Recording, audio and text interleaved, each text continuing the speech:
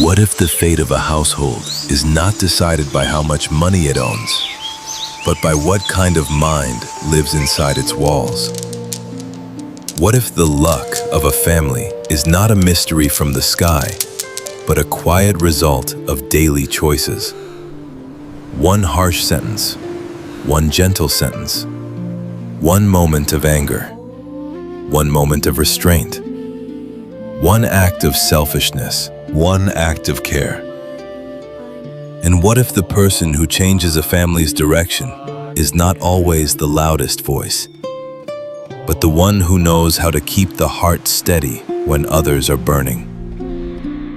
In many cultures, people say, not every man can keep the ancestors' legacy, but one daughter-in-law can change the fortune of the whole family. If we hear this with worldly ears, it can sound like praise or pressure. But if we hear it through the Buddha's teaching, it becomes something deeper and more balanced. No single person controls a family's karma, yet one person's wholesome mind can become a powerful condition, a supportive cause for harmony to arise. Not because of gender, not because of fate, but because of dharma, because of action, speech, and intention. Tonight, we will explore a very human question. How can one new person entering a family bring more peace instead of more conflict? How can we live in a home where old wounds exist, different personalities collide, and expectations are heavy, without losing kindness, without losing dignity, without losing ourselves? The Buddha's answer is simple and also profound. Suffering is conditioned, and so is peace. When the causes of suffering are present, suffering appears. When the causes of peace are present, peace appears. So we do not need superstition. We need understanding. We need to see causes and effects in the heart. Take one slow breath in and one slow breath out. Let us begin. Welcome, dear friends, to Buddha, Peaceful Mind. If you find comfort in these reflections, you are gently invited to subscribe so we can continue sharing teachings that bring the heart back to clarity. As in the Buddha's path, nothing is forced. This is simply a small act of support, like a candle lighting another candle. Now, let us enter the Dharma. In Buddhism, the word karma means action, not destiny, not punishment. Action of body, speech, and mind. The Buddha said that intention is karma, because intention shapes what we do, what we say, and the atmosphere we create around us. A family is not only a group of people, it is also a field of karma. Every day, seeds are planted in that field. Seeds of patience, seeds of irritation, seeds of gratitude, seeds of pride, seeds of generosity, seeds of resentment. Over time, those seeds become the feel of the home. This is what people call fortune or blessing. But in Dharma language, it is simply a harvest.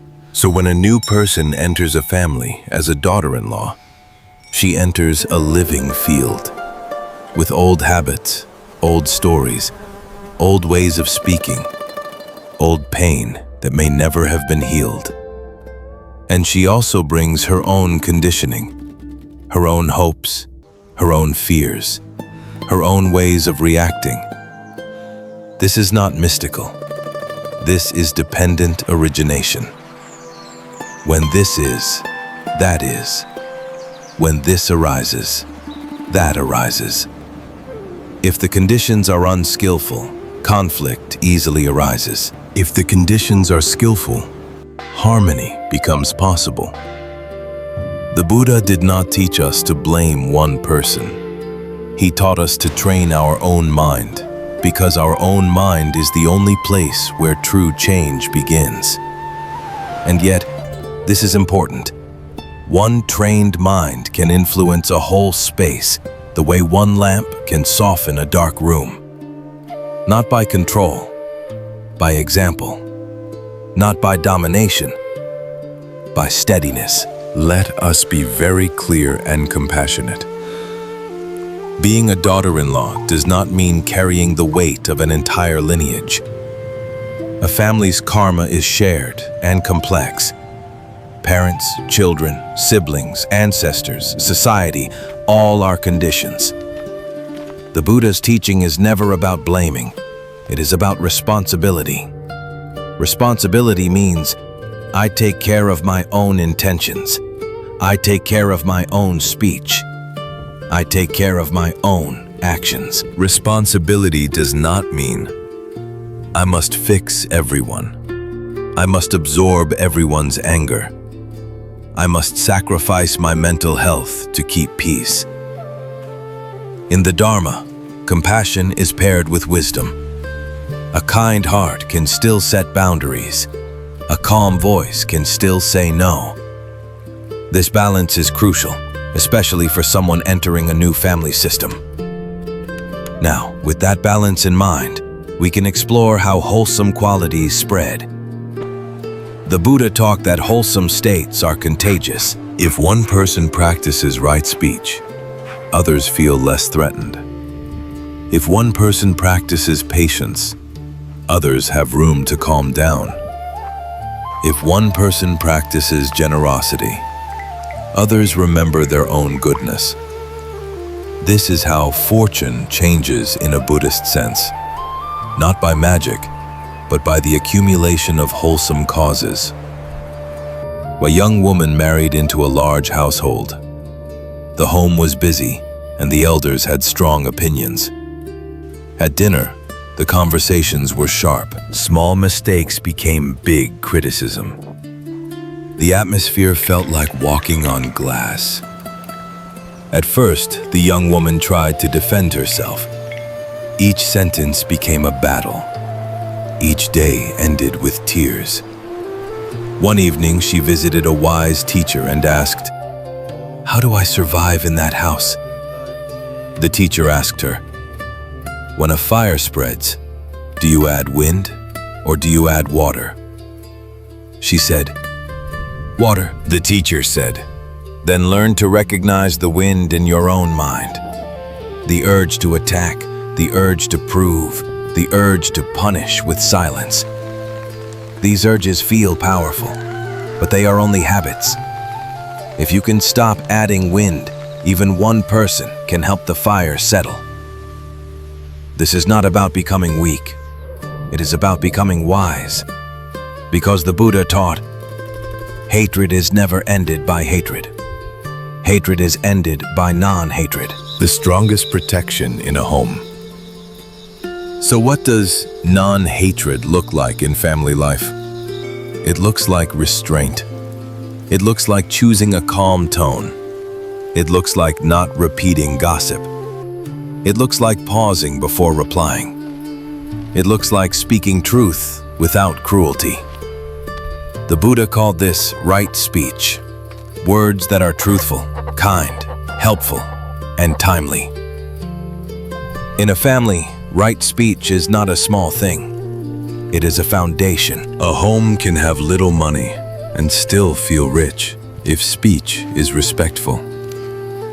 A home can have many possessions and still feel poor if speech is poisonous.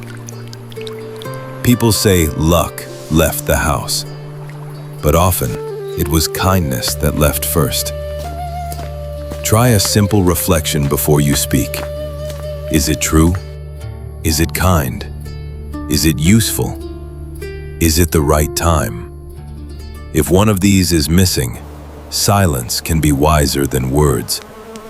And if silence is needed, let it be a peaceful silence, not a punishment. Now, we must also include wisdom.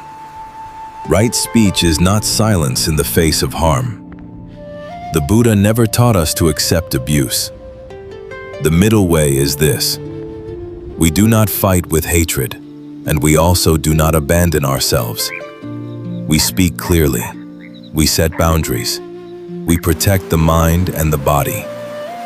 A steady heart can still say, no, this is not acceptable. This is not revenge. This is compassion with wisdom. Sometimes the most compassionate action is to stop participating in a harmful pattern. If a conversation becomes cruel, you can say, I want to talk, but not like this. I will return when we can speak respectfully. This is a Dharma practice. It protects the relationship from destruction, and it protects your mind from sinking into bitterness. Dependent origination in family conflict. How a small spark becomes a war. Let us look at the Buddha's inner map again. In a family conflict, the chain often begins like this. Contact, a comment, a look, a tone, a rumor. Feeling arises, unpleasant, tight, hot. Then craving. I need to be respected. I need to win. I need them to admit they are wrong. Then clinging. This is my identity. I am the victim. I am the righteous one. They always do this. Then becoming. We become the angry person, the bitter person, the person who keeps a list of old wounds. Then birth. A new argument is born. A new division is born. Then aging and death. The warmth dies. Trust dies. The relationship becomes cold. This whole chain can happen in minutes, sometimes in seconds. The Buddha's gift is to show us the doorway between feeling and craving.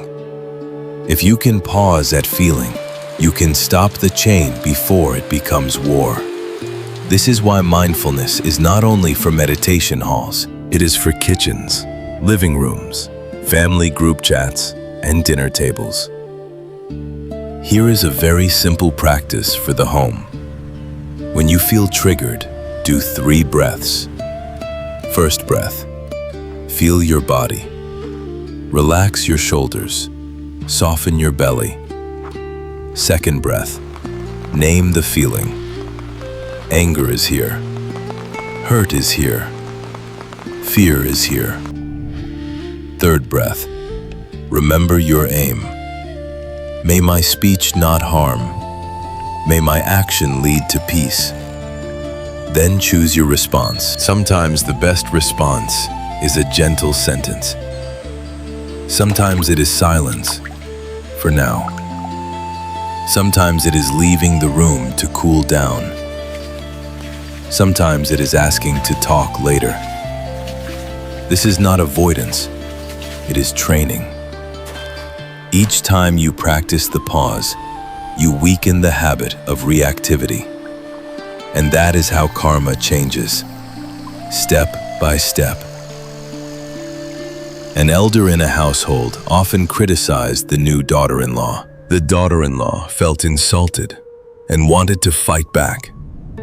But she tried the Buddha's training. She began to practice generosity first. Not big generosity, small generosity. She served tea with mindfulness. She cleaned with a calm mind. She offered help without seeking praise. She listened without rolling her eyes. At first, nothing changed. The elder still criticized. But over time, something softened, because generosity does something powerful. It breaks the spell of self-centeredness in both people. One day, the elder fell ill. The daughter-in-law cared for her without bitterness. The elder saw her own harshness reflected, not through accusation, but through kindness. And the elder wept. She said, "I have been hard on you because I was afraid. I was afraid you would take my son away. I was afraid I would be left alone. That confession was not created by argument. It was created by a wholesome field.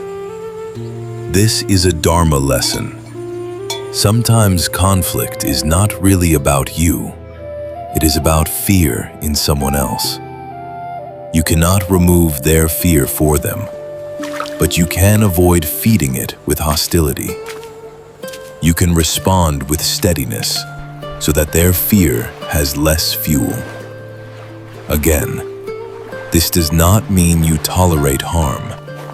It means you do not answer fear with violence. The 4 divine abodes, the Buddha's heart training for family life.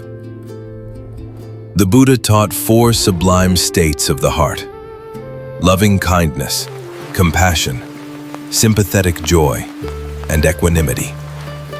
In family life, these are not abstract. They are daily medicine. Loving kindness is the wish, may you be well. Compassion is, may you be free from suffering. Sympathetic joy is, I can be happy for your happiness without jealousy. Equanimity is the steady heart. I care, and I accept that I cannot control everything. Equanimity is especially important for a new person in a family, because expectations can be endless. If you try to please everyone, you will lose yourself. Equanimity says, I will do what is wholesome, and I will not drown in what I cannot change. This is dignity. And dignity is not arrogance. It is the calm knowledge, I will not trade my peace for approval. When you keep equanimity, you stop reacting from panic. You start responding from wisdom. Honoring ancestors, some listeners may be thinking, but what about ancestors, blessings, and lineage? In Buddhism, honoring ancestors is honored. Gratitude is beautiful. But the Buddha emphasized that the most powerful offering is not only incense or ritual, it is virtue, sila, ethical conduct. When a person lives with virtue, the whole household benefits. The Buddha praised families where people keep precepts, not harming, not stealing, not misusing sexuality, not lying, not clouding the mind with intoxication. These precepts are not moral punishment, they are protection. A home where people do not lie feels safe. A home where people do not harm feels peaceful. A home where people do not intoxicate the mind has fewer storms. So if you want to increase blessings in a family, a Buddhist answer is simple. Increase virtue. Not by forcing others, by practicing it yourself. Your virtue becomes a refuge, like a tree that gives shade. And often, when one person lives by virtue, others begin to trust again. Because virtue is visible. You can feel it in someone's presence. The Buddha did not only speak about meditation, he also taught how to live wisely in relationships. He taught respect between generations. He taught care within the household. He taught responsibility, not entitlement. In a healthy family, elders offer guidance without domination. Younger ones offer respect without losing dignity. Support is mutual. When this balance is lost, suffering grows. So if you are entering a new family, remember this Buddhist principle. Respect does not mean surrendering your well-being, and boundaries do not mean hatred. A peaceful home is built by 2 things: kindness and clarity. Kindness without clarity becomes self-erasure. Clarity without kindness becomes cruelty. The middle way holds both. And if you cannot get both from others, you can still practice both within yourself. This is how one person becomes a stabilizing condition, not by controlling people, but by refusing to add more poison. The cup of salt. A larger mind holds more. The Buddha once used an image to teach his students. If you put a handful of salt into a small cup of water, the water becomes undrinkable. But if you put the same salt into a large river, the river remains sweet. The salt is pain. The water is the mind. When the mind is small, tight, self-centered, reactive, even a small pain becomes unbearable. But when the mind is large, trained in compassion, patience, and understanding, the same pain can be held without poisoning the heart. In family life, you cannot always prevent salt from falling in. Words will be said, plans will change, old wounds will surface. The training is to become a larger river. You become a larger river through practice, through breathing, through kindness, through seeing clearly. This is why the Buddha's path is both wisdom and heart training. The quiet chain that steals your peace. A woman felt rejected by her in-laws. She tried very hard to be good, but still felt unseen. One night she sat quietly and asked herself, "What do I really want?"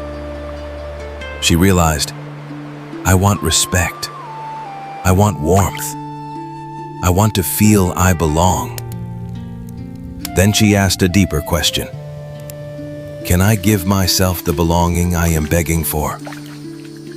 She began to practice self-respect. She spoke more calmly. She stopped explaining herself too much. She stopped chasing approval. She did what was right and released the need to be praised. Surprisingly, the household changed. Not because everyone suddenly became perfect, but because her mind became less reactive, less needy, less easy to manipulate. This is a Dharma lesson. When you stop clinging to approval, you stop giving others the power to shake your peace. This is not pride. This is freedom. And in the Buddha's teaching, freedom is always an inner freedom first. If this talk is helping you, you may gently support Buddha Peaceful Mind with a like or a subscription. In the spirit of dana, generosity, it helps these reflections reach someone who may be suffering in silence. Now, let us go deeper into the most common struggle, resentment, the slow poison, and the Buddha's antidote. Resentment is the slow poison of family life. It grows when we keep an inner score. I did this. They did not do that. I sacrificed. They didn't appreciate me. The Buddha taught that resentment is a form of clinging. It is clinging to a story of self. To release resentment, we do not pretend everything is okay. We see clearly. What is my responsibility? What is not my responsibility? My responsibility is my intention, my speech, my actions. Their responsibility is theirs. This clarity brings relief. Then we practice forgiveness. Forgiveness in Buddhism is not saying, what happened was fine. Forgiveness is saying, I refuse to carry hatred in my body. You can forgive and still set a boundary. You can forgive and still distance yourself. You can forgive and still speak the truth. Forgiveness is for your heart, because hatred burns the one who holds it. A simple practice. When resentment arises, say, this is the mind holding a hot coal. Then breathe and place the coal down. You do not need to throw it at anyone. You only need to release it. Now, let us talk about merit in a family. Merit is the wholesome energy of good actions. In Buddhist language, it is punya. When you practice generosity, virtue, and meditation, you create merit. In a family, Merit does not belong to one person. It can be shared through joy and support. When one person becomes more patient, others benefit. When one person becomes more mindful, others feel safer. When one person stops gossip, conflict reduces. These are small actions, but the Buddha taught that small drops fill a jar. So if someone says, a daughter-in-law can change the family's fortune, a Buddhist reading might be, a person who practices the Dharma in daily life can become a strong condition for harmony and merit to grow. But again, this is not a burden, and it is not limited to women. Anyone can become such a condition. A son, a daughter, a mother, a father, a sibling.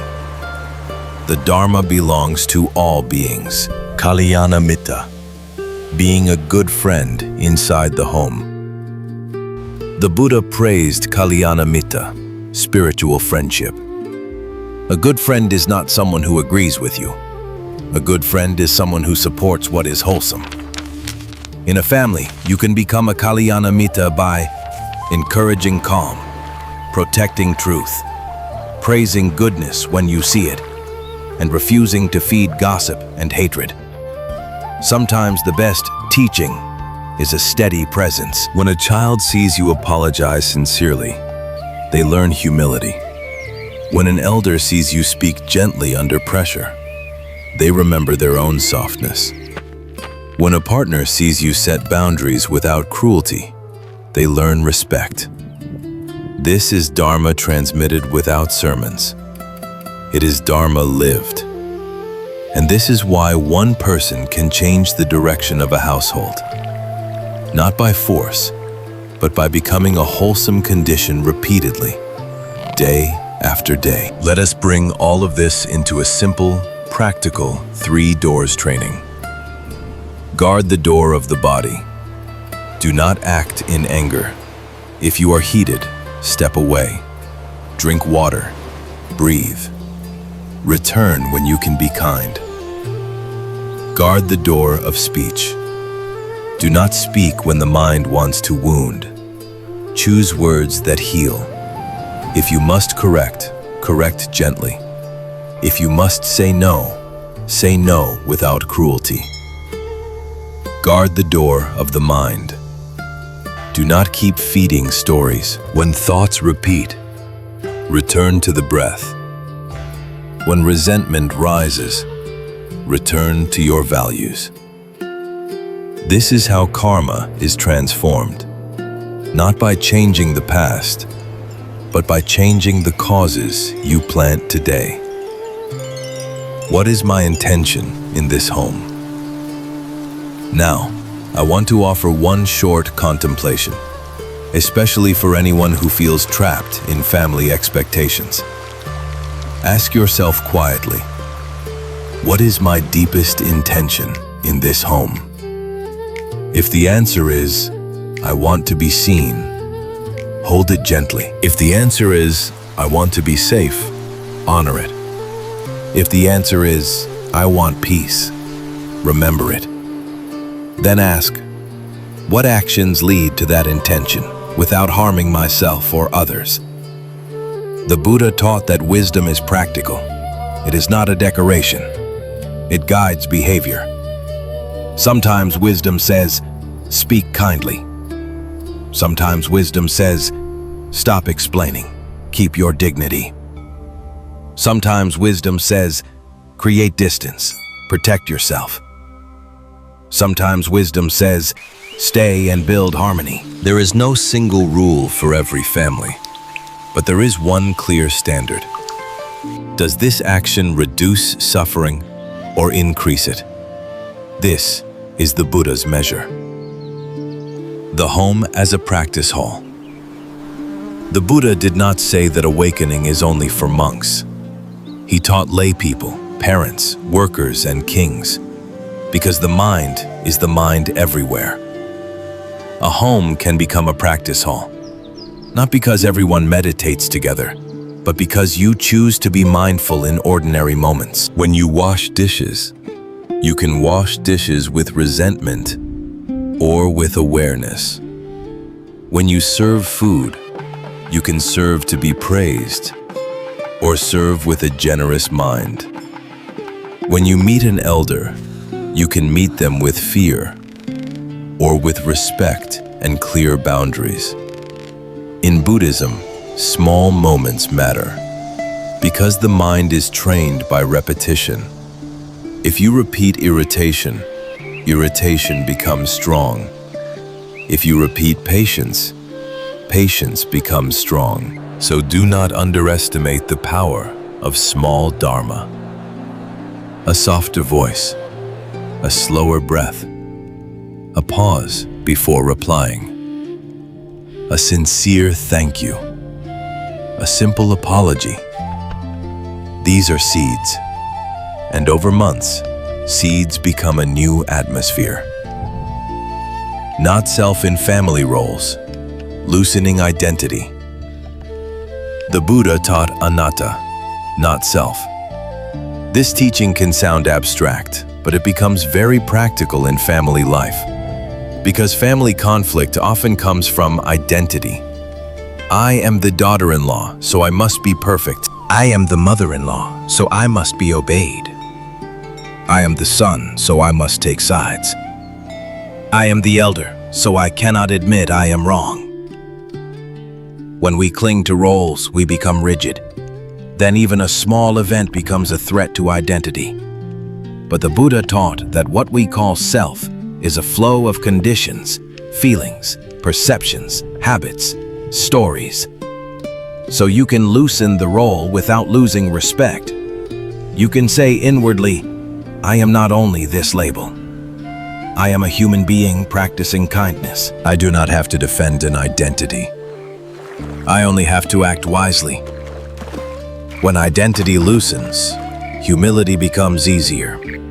Listening becomes easier. Repair becomes easier. This is a quiet liberation.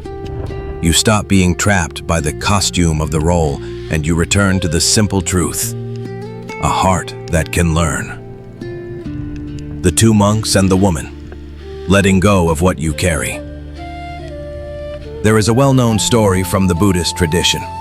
Two monks were walking on a road. They came to a river where a woman stood, unable to cross. One monk lifted her up and carried her across the river. Then he set her down, and the two monks continued walking. Hours later, the second monk was still upset. He finally said, "Why did you touch that woman? It is against our rules." The first monk replied calmly, "I put her down at the river. Why are you still carrying her?" This is a teaching for family life. Sometimes someone says something sharp. Sometimes someone misunderstands you. Sometimes someone judges you unfairly. You cannot always stop the first moment, but you can choose what you carry afterward. Many households suffer not only from what happened, but from what people keep carrying for years. Old mistakes become permanent labels. One argument becomes a lifelong grudge. The Buddha's path invites you to put things down, not by pretending it never happened, but by not feeding it every day. You can address what is necessary with clarity, and then you can release the extra weight. Because carrying resentment is like carrying a heavy person on your back. The one who suffers first is you. Right effort, the 4 trainings that build a peaceful home. The Buddha taught right effort in 4 simple trainings. Prevent unwholesome states from arising. Abandon unwholesome states that have arisen. Cultivate wholesome states that have not yet arisen. Maintain wholesome states that have arisen. In family life, this is very practical. Prevent. If you know a certain topic always causes fighting, don't start it when everyone is tired. Choose a better time. Choose a calmer setting. Abandon. If anger has already arisen, do not speak immediately. Step away. Breathe. Return when you can be respectful. Cultivate. If gratitude is missing in the house, be the first to express it. Name the good you see. Thank you for cooking. I appreciate your help. I'm glad you are here. Maintain. When harmony appears, protect it. Do not ruin a peaceful moment with sarcasm. Do not reopen old wounds just to be right. This is how one person becomes a condition of merit in the home, by practicing right effort again and again. And when others see the results, they may begin to practice too. A short guided metta for the household. Now let us do a brief loving kindness practice for family harmony. If you are comfortable, place one hand on your chest. Feel the warmth of your own presence. Silently say, "May I be patient. May I be protected from harsh speech. May I speak with truth and kindness. May I not abandon myself." Now bring to mind one person in the family who is difficult for you, only if it feels safe to do so. Remember, this is not approval of harmful behavior. This is training the heart to release hatred. Silently say, "May you be free from fear. May you be free from confusion. May you find peace in your mind." Now bring to mind the whole household as a shared human space. Silently say, "May this home be guided by respect. May misunderstandings soften. May anger cool. May goodwill grow." Take one slow breath in and one slow breath out. This is the Buddha's medicine, a heart that refuses to add more hatred to the world. The gift you refuse, not accepting anger. There is a story often told about the Buddha. A man came to him with rage. He insulted him, mocked him, and tried to provoke him. The Buddha listened quietly. When the man finished, the Buddha asked, "If someone brings you a gift, and you do not accept it, to whom does the gift belong?" The man said, "It still belongs to the one who brought it." The Buddha replied gently, "In the same way, I do not accept your anger, so it remains with you." This is not pride. This is training. In family life, people sometimes bring anger to you. They throw it through words, blame, or sarcasm. You may not be able to stop them from bringing it, but you can choose whether to accept it.